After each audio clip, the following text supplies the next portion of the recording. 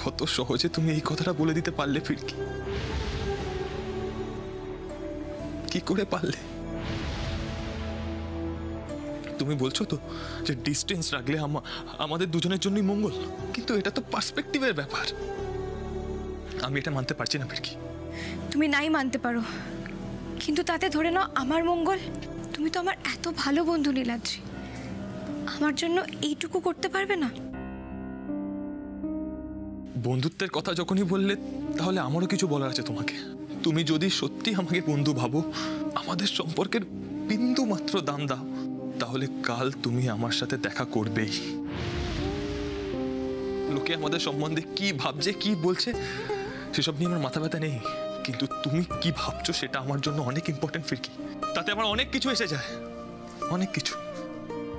আমার কাছে তুমি ইম্পর্টেন্ট ফিরকি, তুমি। তোমাকে আমার অনেক কিছু বলার আছে ফিরকি। বলতে পারো আমার জীবনের সব থেকে গুরুত্বপূর্ণ সিদ্ধান্ত আমি নিতে চলেছি। ধরতে পারো আমার সিদ্ধান্তের সাথে তুমিও জড়িয়ে। তাই যাই হয়ে যাক না কেন, কালকে প্লিজ আমার সঙ্গে দেখা করো, প্লিজ। যাই হয়ে যাক, আমার মনে হয় না আমাদের আর দেখা করা উচিত।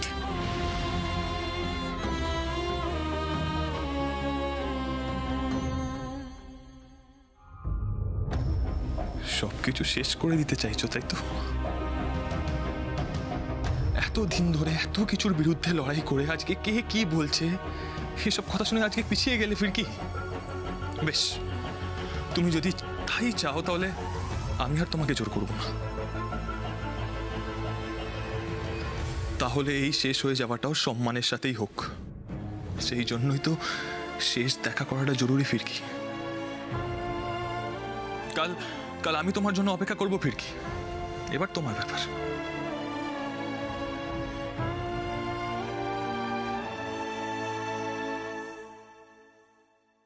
তুমি ডাকলে আমি যে না গিয়ে পারি না নীলাদ্রি। তোমায় আমি কষ্ট দিতে চাই না, বিশ্বাস করো, কিন্তু তোমার ভালো চেয়ে বুকে পাথর রেখে আমাকে এই সিদ্ধান্ত নিতে হচ্ছে। আমি যে ভেতরে ভেতরে কতটা ক্ষয়ে যাচ্ছি তোমায় দেখাতে পারবো না। না, কাল যেভাবেই হোক নীলাদ্রিকে আমাকে বোঝাতেই হবে যে আমাদের পথ এক নয়, আলাদা হওয়াই আমাদের ভবিতব্য, আর ওকেও সেটা মেনে নিতে হবে।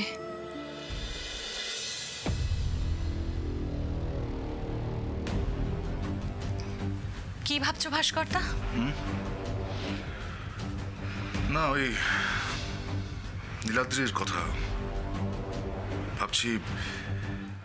এইভাবে জোর করে প্লিজ তুমি এখন এই সমস্ত কথা নিজের মাথায় এনো না, প্রশ্রয় দিও না এই ভাবনাগুলোকে। অ্যাট এনি কস্ট নীলাদ্রিকে এনগেজমেন্টে আমাদের রাজি করাতে হবে, এছাড়া আমাদের হাতে আর কোনো উপায় নেই।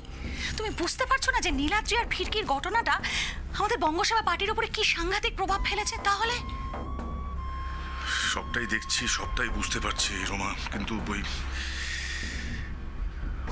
জানি না, মানে মনে হচ্ছে নীলাদ্রির মতামতটা নিলেই বোধহয় ভালো হতো। না, হতো না ভাস্করদা, হতো না। তোমার যদি অসুবিধা হয় তাহলে তুমি ব্যাকস্টেপ নিতেই পারো, কিন্তু আমার পিছিয়ে আসার আর কোনো জায়গা নেই। এমনিতেই তোমার আদর্শের জন্য প্রচুর ভালো ভালো ইনভেস্টার আমরা হাতছাড়া করেছি, আর এখন মলয়দার মতো যদি একজন রিলায়েবল ইনভেস্টরও আমাদের বঙ্গসেবা পার্টি ছেড়ে চলে যায়, ব্যাক আউট করে, তাহলে আমরা গিয়ে কোথায় দাঁড়াবো ভেবে দেখেছো? ভেবে দেখেছি রোমা, সত্যি মলয় যদি আমাদের সাথে না থাকে তাহলে বঙ্গসেবা পার্টির একটা বিশাল ভাঙন ধরবে। সেই ভাঙন আটকানোর ক্ষমতা আমাদের থাকবে না। তাহলে তুমিই বলো না। আচ্ছা ভাস্করদা, এই এত বছর ধরে এত পরিশ্রম করে আমরা তিলে তিলে কিন্তু আমাদের এই বঙ্গসেবা পার্টিকে গড়ে তুলেছি।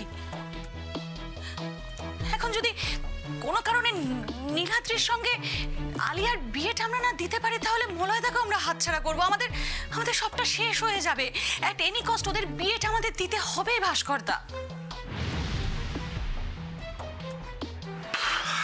না, বড্ড ইমোশনাল হয়ে পড়ছে আমি। মানে তুমি ঠিক কথাই বলছো রোমা। আমার মনে হচ্ছে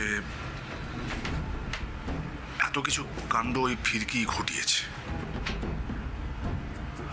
নীলাদ্রি যে এনজিওর ইভেন্টে অ্যাজ এ চিফ গেস্ট যাবে সেটা বোধহয় আগে থেকে জানতো, তা না হলে ওই একই দিনে একই সময়ে ওইখানে ও পৌঁছলো কি করে? আর নীলাদ্রির গাড়িটা ওইখানেই ব্রেকডাউন হলো। আমার মনে হচ্ছে নীলাদ্রির এনগেজমেন্টের দিন ফিরকি একটা বড় গন্ডগোল বাঁধাতে পারে। আমাদের ফিরকিকে রাস্তা থেকে সরাতে হবে রুমা। একদম তাই। আর শুধু ফিরকিকে নয় ভাস্করদা, ওদের গোটা গোষ্ঠীরই ব্যবস্থা আমাকে করতে হবে। And I will take care of that. ওটা নিয়ে তুমি একদম চিন্তা করো না। কি করতে চাইছো তুমি? ফিরকি এবং ওদের গোটা গোষ্ঠীকে কিভাবে টাইট দিতে হয় তার ওষুধ আমার খুব ভালো মতো জানা আছে। ওটা তুমি আমার উপরে ছেড়ে দাও। তুমি শুধু নীলাদ্রির এনগেজমেন্টটা দেখে নাও, দ্যাটস ইট।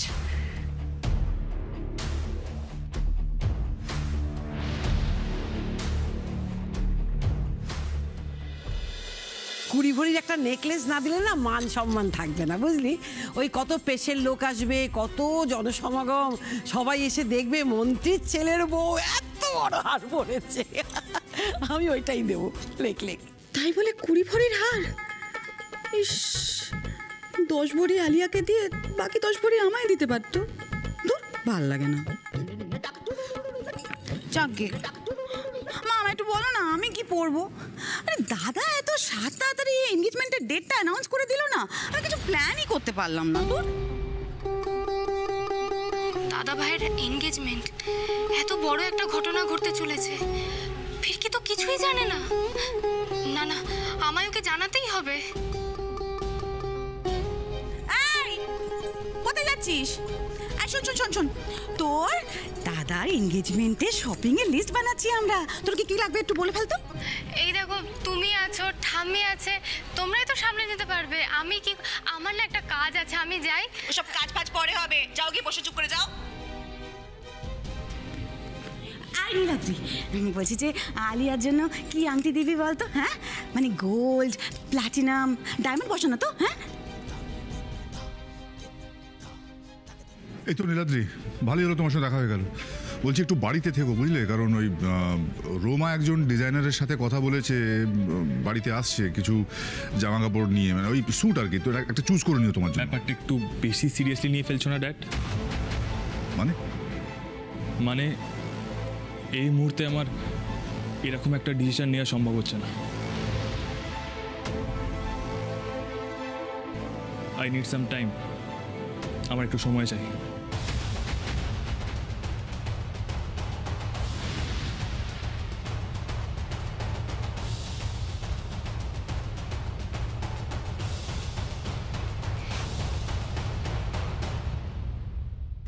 মেয়েটা এত কষ্ট করে এত পড়াশোনা করে ওই জায়গায় গেল, দেখ সবাই কেমন উঠে পড়ে লেগেছে ওর ক্ষতি করার জন্যে। আমার মনে হয় না রানী যে এত সহজে ওরা ওকে ছেড়ে দেবে। আরে লক্ষ্মী, তুই তো মা, তোর মন কি বলে? আমাদের ফিরকি আর নীলাদ্রি বাবার সম্পর্কটা কি শুধুই বন্ধুত্বের, নাকি ওরা একে অপরকে সত্যি ভালোবেসে ফেলেছে রে?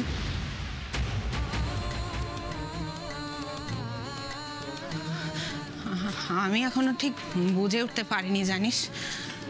কখনো মনে হয় এই সম্পর্ক নিছকে বন্ধুত্বের, আবার কখনো মনে হয় না না, বন্ধুত্বের আগে ওরা মনে হয় অনেক দূর এগিয়ে গেছে। তবে যাই বলিস, নীলাদ্রি বা ফিরকি দুজনা যদি দুজনকে ভালোবেসে থাকে, আমি বলে দিচ্ছি রানী, ফিরকির কপালে অনেক দুঃখ আছে। লক্ষ্মী, এইভাবে কেন বলছিস? আমি একদম ঠিক কথা বলছি রানী। ওরে ভালোবাসা হয় সমানে সমানে। সে নীলাদ্রি আর ফিরকি দুজন দুজনকে যতই ভালোবাসুক না কেন, এই সমাজ ওদের এক হতে দেবে না রে। নীলাদ্রিকে ভালোবেসে আমার ফিরকি শুধুই কাঁটা পাবে। ম্যাডাম আসুন আসুন আসুন ম্যাডাম, লক্ষ্মী ঘরেই আছে, আসুন। লক্ষ্মী, এই তোর সাথে একজন ম্যাডাম দেখা করতে এসেছে রে। আসুন আসুন ম্যাডাম আসুন।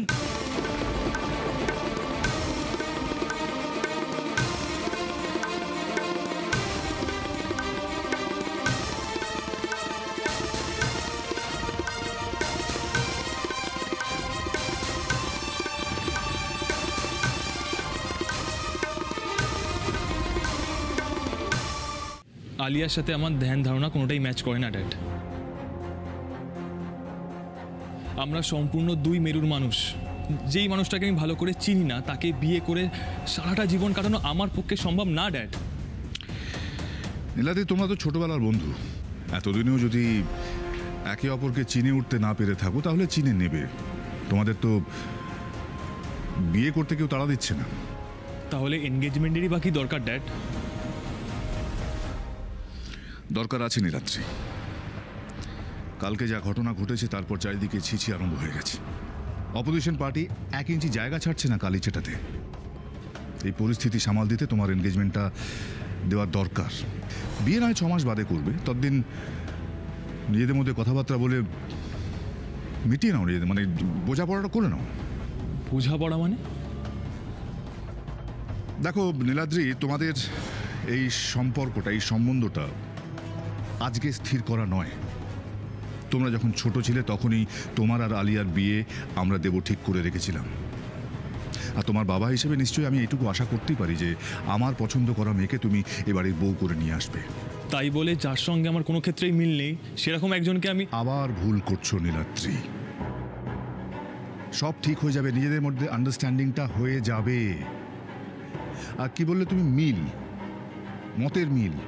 মানে মিল কি কি মানে? এই যে তোমার মা, তোমার মায়ের সাথে আমার এখনো পর্যন্ত কোনো মতের মিল আমি খুঁজে পাই না। ভবিষ্যতেও কোনোদিন হবে বলে আমার মনে হয় না। তবুও তো আমরা সংসার করছি, কি বলো? নীলাদ্রি, আসল কথাই হলো সংসারে পুরুষরা তাদের নিজেদের মতন থাকে আর মহিলারা তাদের মতন করে, তবেই সংসার সুখের হয়। না ভাস্কর, সুখের হয় না। চিরকাল আমাকে চুপ করিয়ে রেখেছো তুমি, আর আমি চুপ করে থেকেছি কারণ আমি শান্তি চাই। এইবার খেলাটা জমেছে। মা ছেলেকে দুদিক দিয়ে চেপে ধরেছে দাদা। আর তাও তো আমি আর তোমার মা বিয়ের আগে থেকে একে অপরকে চিনতাম। একবার ভাবো তো, তোমার ঠাম্মি আর তোমার দাদু চেনা তো দূরের কথা, কেউ কাউকে বিয়ের আগে দেখে পর্যন্ত নেই। তবু দেখো কিরকম হাসতে খেলতে 50টা দাম্পত্য বছর কাটিয়ে দিল। সে আর বলতে, ও বাবা রে বাবা, এই যে দাদু ভাই, তোমরা তো এখন তবু বাপ মায়ের সঙ্গে কথাবার্তা বলতে পারছো, আমরা তো তখন কথাও বলতে পারতুম না। হ্যাঁ, ওই বাড়িতে বসে আছি, ও মা বলতে যা যা সাজ তোর বর এসে গেল তো। ও মা, সেই বরকে দেখলুম কখন না ছাদনা তলায়। কেমন বর, কি বর ভগবান জানে। আর সেই বরের সঙ্গে দেখতে দেখতে কতগুলো বছর কাটিয়ে দিল। হ্যাঁ, সুখে শান্তিতে তো বটেই।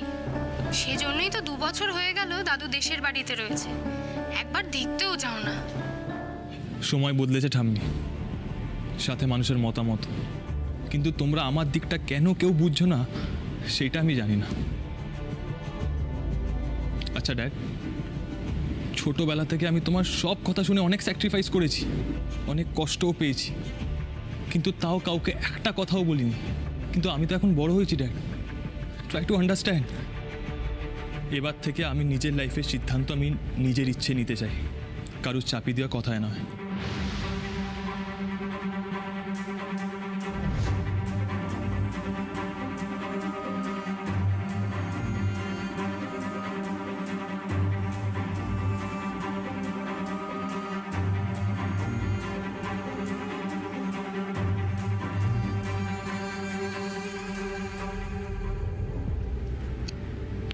নীলাদ্রি এতটা সাহস কোথা থেকে পাচ্ছে আমি জানি,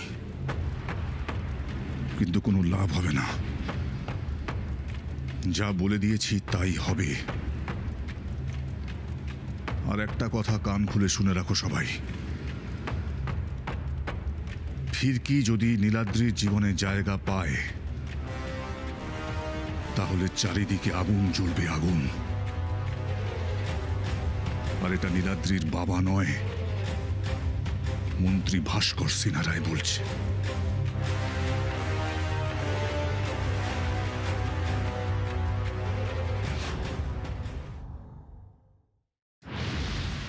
ম্যাডাম আপনাকে তো কোথায় বসতে এখানে আমি আসিনি, কতগুলো দরকারি কথা বলতে এসেছি, সেগুলো বলেই আমি চলে যাব। হ্যাঁ হ্যাঁ ম্যাডাম বলুন না, কি বলবেন?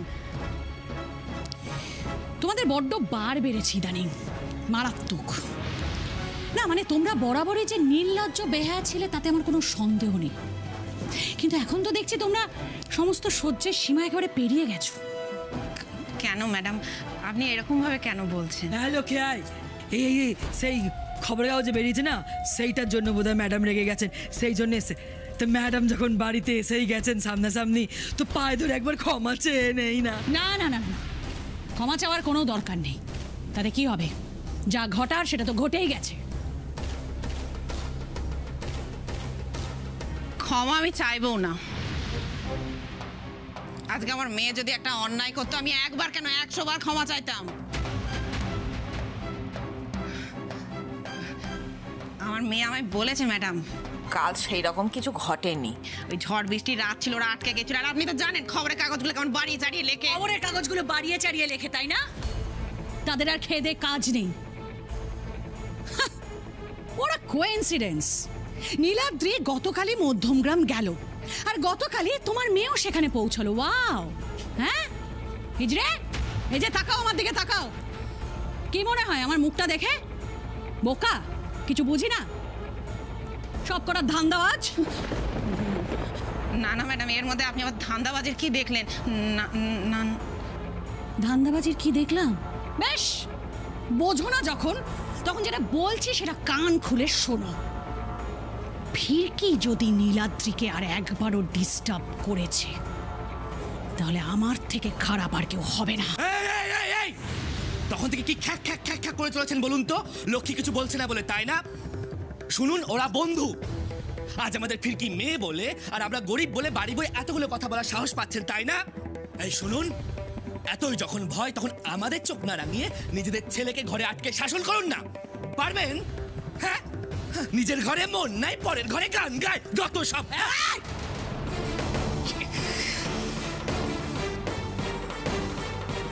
তোমার সাহস তো কম না, তুমি আমার সঙ্গে এইভাবে কথা বলো? কোন সাহসে তুমি আমার সাথে এইভাবে কথা বলো? হ্যাঁ, যে সাহসে আপনি আমাদের বাড়িতে এসেছেন লক্ষ্মীকে অপমান করতে, সেই সাহসে।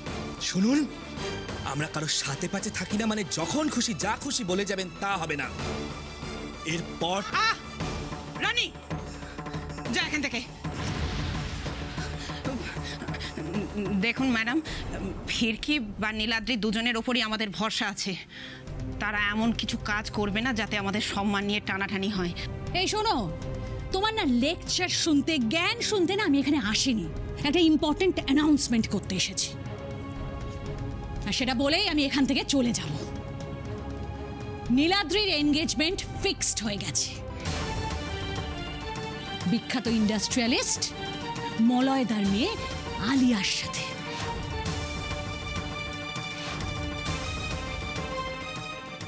ভালো কথা বলছি, ইমিডিয়েটলি তোমরা প্রত্যেকে ফিরকির বিয়ে দেওয়ার ব্যবস্থা করো। টাকা পয়সা যা লাগবে সব রকম সাহায্য আমরা করব। দেখলি তো, শুনলি, এ আগুন আর ঘি পাশাপাশি।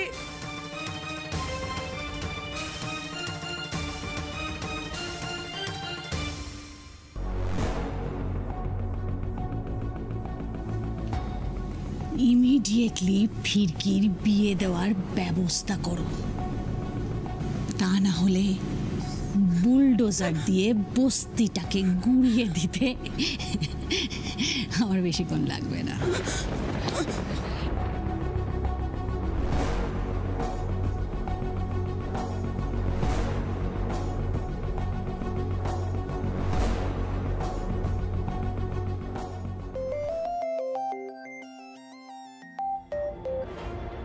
হ্যালো, আমি রোমা চ্যাটার্জি। যেটা বলছি পরিষ্কার কান খুলে শুনে নাও। নীলাদ্রির জীবনটাকে নিয়ে ছিনিমিনি খেলার গেম প্ল্যানটা এবার বন্ধ করো ফিরকি। তার জন্য তোমার কি লাগবে বলো, তুমি যা চাও তাই পেয়ে যাবে, বাট নীলাদ্রির জীবন থেকে বেরিয়ে যেতে হবে তোমাকে। Just get out of his life. আপনি আমাকে ভুল বুঝছেন রোমা মাসি। আমি সত্যি নীলাদ্রিকে নিয়ে কোনো গেম প্ল্যান করছি না, আর আমার কিচ্ছু চাই না। এখন আমি কাজে ব্যস্ত আছি, রাখছি। এই দাঁড়াও, ওয়েট। একদম পরিষ্কার করে একটা কথা শুনে নাও। আমাকে বেশি ব্যস্ততা তুমি একদম দেখাবে না। ইমিডিয়েটলি এসে আমার সঙ্গে দেখা করার ব্যবস্থা করো। বললাম তো আমি ব্যস্ত আছি, এখন অফিস ছেড়ে বেরোতে পারবো না। পারবে না তো? কথাটা ভেবে চিন্তে বলছো তো? দেখা হওয়ার পরে যেন তোমাকে পস্তাতে না হয়। মানে কি বলতে চাইছেন কি আপনি? ভালো কথাই তো শোনার মেয়ে তুমি নও, তাই এবার একটু খারাপ কথা শোনো। ফিরকি, তুমি তোমার মাকে বড্ড বেশি ভালোবাসো না? তো তুমি যদি তোমার মায়ের ভালো চাও, যদি চাও যে তোমার মা খুব ভালো থাকুক, তাহলে এসে আমার সঙ্গে দেখা করো। তা না হলে রোমা চ্যাটার্জির একজন হিজড়েকে পৃথিবী থেকে সরিয়ে দিতে কতক্ষণই বা সময় লাগবে? না।